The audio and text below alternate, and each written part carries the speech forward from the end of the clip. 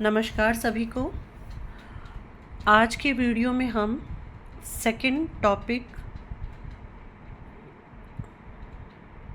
सिंधु घाटी सभ्यता की प्रमुख विशेषताएं, नगर नियोजन, हड़प्पा एवं मोहनजोदड़ो, प्रस्तर मूर्तियों, मृण्मयी मूर्तियां एवं मुहर और धर्म, इस टॉपिक से रिलेटेड क्वेश्चन करेंगे।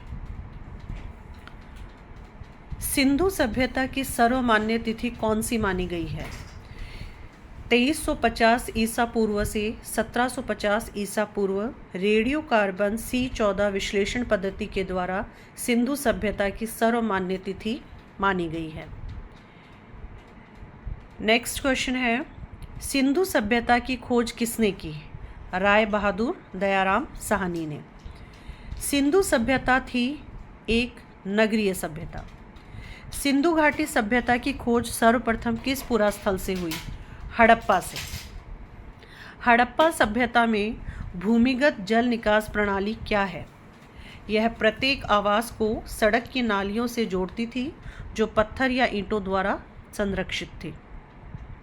मोहनजोदड़ो से प्राप्त विशाल स्नानागार की लंबाई कितनी है? मोहनजोदड़ो में सबसे बड़ा और सबसे महत्वपूर्ण सार्वजनिक क्षेत्र विशाल स्नानागार है जो 39 फीट लंबा, 23 फीट चौड़ा और 8 फीट गहरा है। स्नानागार का जो फर्श है वो जली हुई ईंटों से बना है। हड़प्पा सभ्यता का ग्रिड आधारित टाउन प्लानिंग सिस्टम क्या था?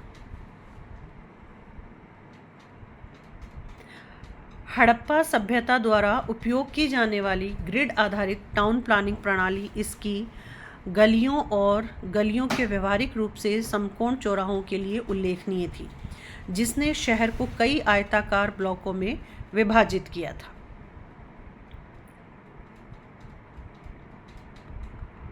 हड़प्पा एवं मोहनजोदड़ो में भवन निर्माण किससे होता था? तो इसका आंसर है पत्थर के निर्माण की अनुपस्थिति और इमारत के लगभग हर शैली में पकी हुई ईंटों का व्यापक उपयोग होता था। मोहनजोदड़ो की सबसे बड़ी इमारत 150 फुट लंबा और 50 फुट चौड़ा अन्न भंडार मोहनजोदड़ो की सबसे बड़ी इमारत है। हड़प्पा के महल में 6 अन्न भंडार हैं। हड़प्पा सभ्यता नगर नियोजन की कौन सी विशेषताओं से एक प्रभावी नगरपालिका प्रबंधन का पता चलता है?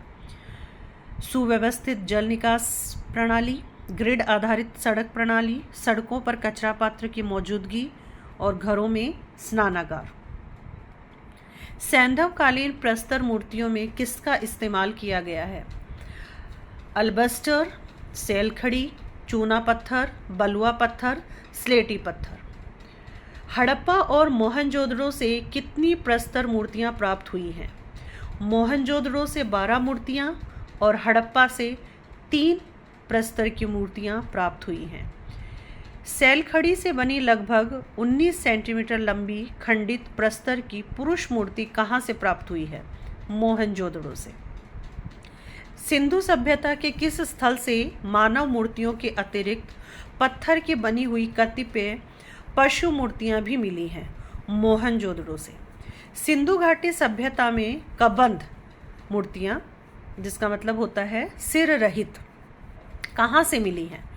तो कबंध मूर्तियां सिंधु घाटी सभ्यता के हड़प्पा स्थल से प्राप्त हुई हैं। मृण मूर्तियों को कलात्मक विश्लेषण एवं अध्ययन के लिए कितने वर्गों में वर्गीकृत किया जा सकता है? पुरुष मृण मूर्तियां, नारी मृण मूर्तियां और पशु पक्षियों की मृण मूर्तियां। सिंधुकालीन नारी मृण मूर्तियों की प्रमुख विशेषता क्या है? ये आभूषणों से सुसज्जित है। भारत के किस सैंधव पुरास्थल से एकमात्र नारी मृण मूर्तियां प्राप्त हुई हैं? हरियाणा के बनावली से। वृषभ की बलिष्ठ मूर्ति कहाँ से प्राप्त हुई है? मोहनजोदड़ो से। गाय एवं घोड़े की पशु आकृतियों के मिलने का पुरातात्विक साक्ष्य सर्वप्रथम किसने प्रस्तुत किया? डॉक्टर SR राव महोदय ने। लोथल एवं रंगपुर के उत्खननों से पुरातात्विक साक्ष्य प्रस्तुत किया। मिट्टी के हाथी की आकृति कहाँ से प्राप्त हुई है? चनूदड़ो से। सैंधवकालीन मुहरों का आकार कैसा है? चौकोर या आयताकार? सिंधु घाटी सभ्यता के किन स्थलों से तांबे की बनी मुहरें मिली हैं? तो ये लोथल तथा देसलपुर से। सिंधु घाटी सभ्यता के लोगों की प्रकृति पूजा में क्या शामिल था? पेड़, जानवर और नदियाँ। आज का आखिरी क्वेश्चन, सिंधु घाटी सभ्यता में कौन से धार्मिक प्रतीक का उपयोग किया जाता था? स्वास्तिक, जो कि सूर्य और उर्वरता का प्रतीक था।